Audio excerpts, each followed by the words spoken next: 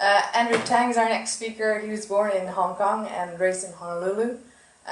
He came to Holland especially for the Dutch Masters.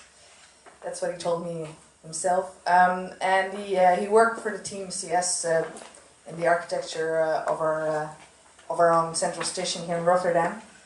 And he's currently working for himself in Tang.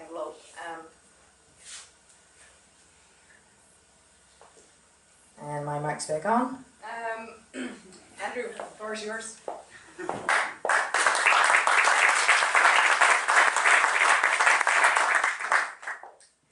How you guys doing? Thank you very much for the invitation. Can you guys give me a little bit more love? I need to wake up the audience. Thank you.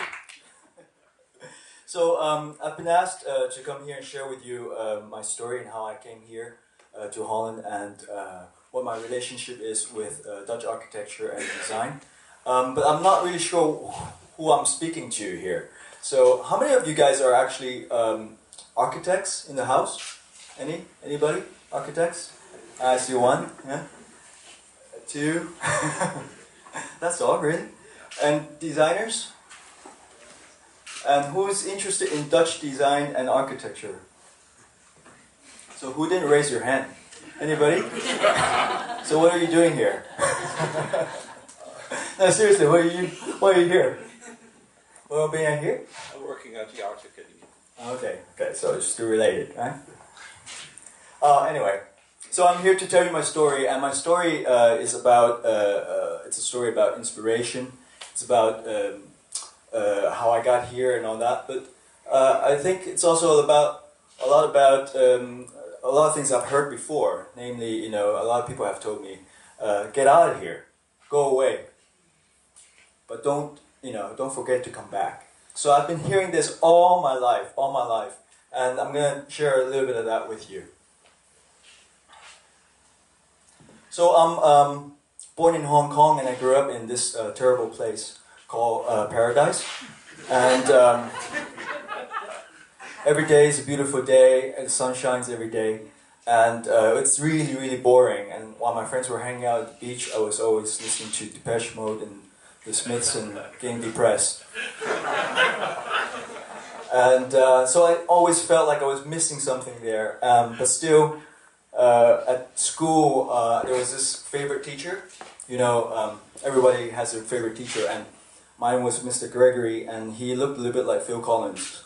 So he was kind of cool. In the 80s, Phil Collins was cool.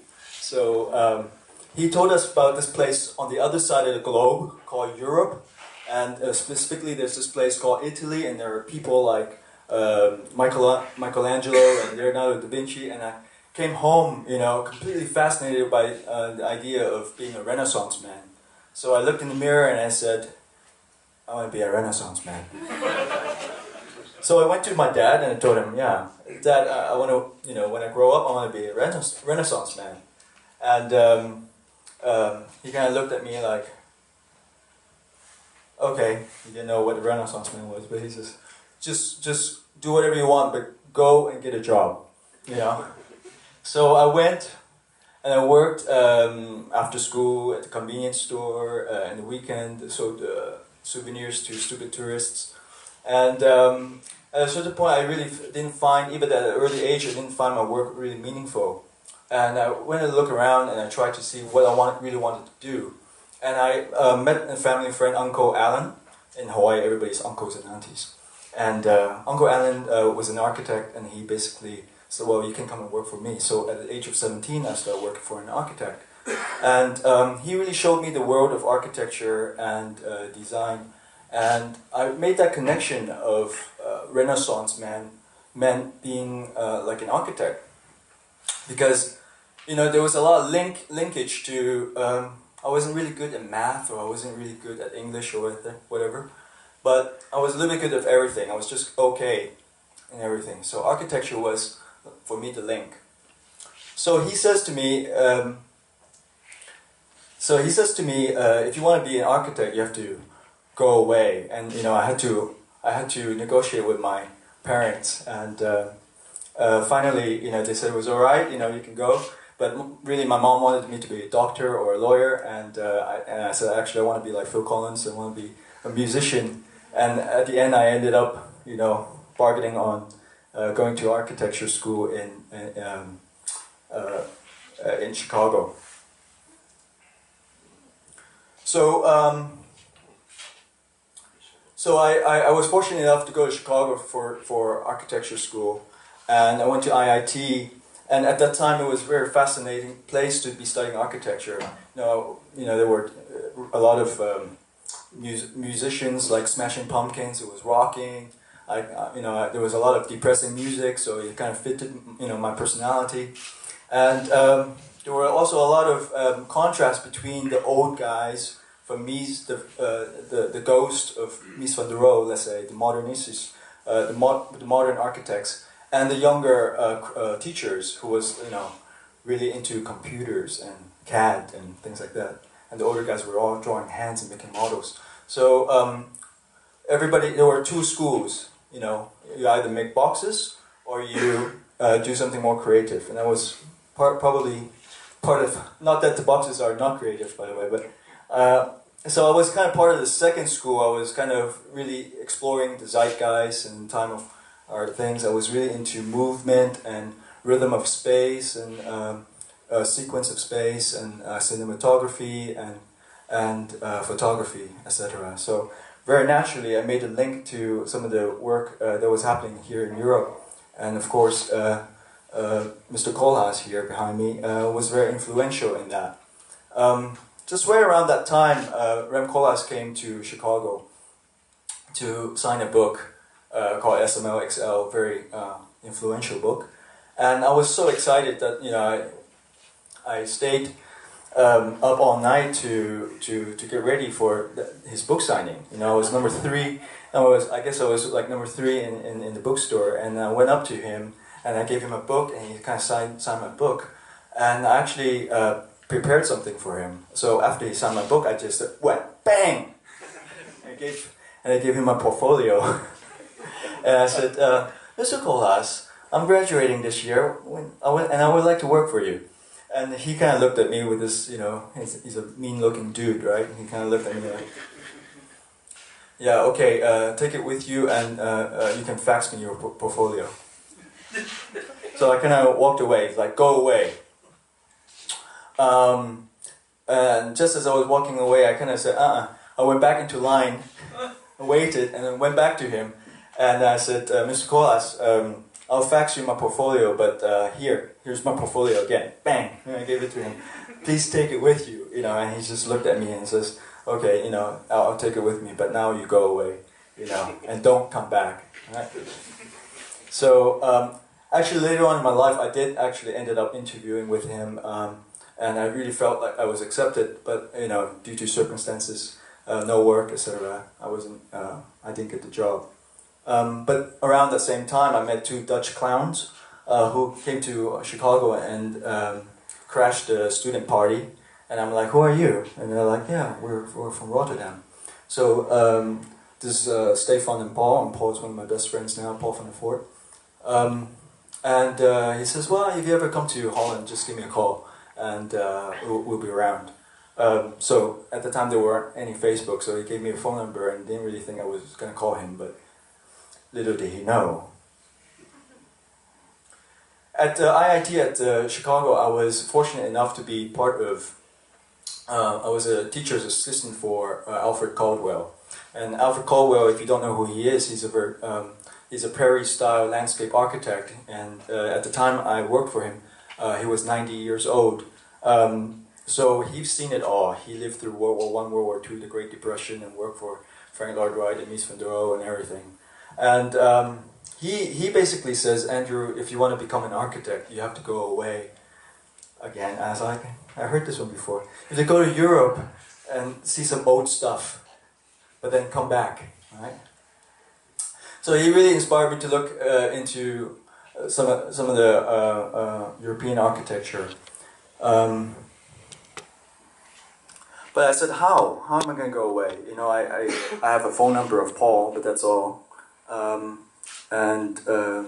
The only ticket out, my only strategy was to apply for this traveling scholarship at the Archie Prix, if you will, of Chicago. So I worked my ass off and just day and night at school, and I was so determined. I was gonna come here that at the end of the year I did win the scholarship and received like $10,000, which was a lot of money at the time for a 24-year-old kid. And I took the money and ran. And when I got here, I mean, long story short, it was kind of tough to get work, and just rejection after rejection after rejection after rejection. I was lucky enough to be picked up by not Rem Koolhaas, but somebody that looks like him. So this is Rients Dijkstra from Max 1, and Rients really, took me in and taught me and introduced me to the world of Dutch design and architecture, but more specifically urbanism. And he worked at this really cool building. If you don't know this is the Maas building. It's on Skihaven, the Lloyd Quartier there, designed by the Maas architect. Very beautiful modern building. And that was soon to be my new home in Rotterdam. We worked hard day and night, and he taught me a lot about bigness. I mean, he introduced me to like the way the Dutch are not afraid of anything, like Melody says. And here, this is a project of UCP and Utrecht Centrum project, and he introduced me to like the Dutch organization, the horizontalness, the directness, and he taught me AutoCAD and became like the AutoCAD king of the office. And those skills actually I've taken on and moved on. I wanted to be here for 6 months, but I ended up being here 2 years working for Rients. But I said I really need to move on to learn to build or learn to realize. I wanted to learn more about conceptual design and how to apply those Dutch conceptual thinking into architecture and not only urbanism.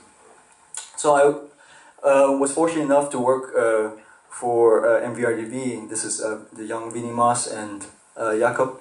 And there I really learned this from the skills of Rients Dijkstra. I took that and I excelled within this office, and I learned how to lead an internal team. I very quickly learned teamwork. In the United States, I think a lot of people that's not really stressed in architecture or design school. The idea that we need to work within a team. We always had this idea that we are like the master designer, but in reality things are so complicated. You really need to work together. And so this is where I start picking up some of those skills. Funny enough is that MVRDV took over the space of Max 1 when they moved out. So I actually ended up working in the same building again, in the same space, in the same building for the second time. And Mr. Caldwell always told me, Andrew, you have to stop reading those, what he calls porno magazines, but he really meant fashion magazines, fashionable architecture design magazines. And he was quite a pure modernist, and he said stop reading the fashion stuff. But of course I ended up being the poster boy of MVRDV, and I was being in all the magazines and all that. Ironically enough, I went to the architecture office to want to build and realize architecture, and I ended up realizing an urban design project. And this was really cool because this was the flight forum project at the Eindhoven airport. And when I designed it, it was, for me, ecstatic the first time I could see it on Google Earth. It's like, put my mark on Earth. At MVRDV, it was like crazy times at the time. It was just, they had all the media hype and everything completely overblown, and I worked my ass off, and it was just day and night. I was completely dedicated, and some of you might know what that might mean. And I guess I was getting a little bit too comfortable. I was getting a little bit too cocky. I was like 28 years old, flying to London and Paris and to New York, and And then just one day, just out of the blue, the dot-com bubble happened. This is a project, a week after we submitted this project in New York, the 9/11 came. And, everything collapsed like a month after that. And no matter how dedicated you were and how secure things were, I was basically kicked out of the office together with half the people in the office. So it was a really painful period. And a week after my girlfriend left me, and a month later I broke my arm. And basically like somebody was trying to teach me a lesson, and I lost my drive. I got another job, and I lost that job too. And then finally, I found my drive back again.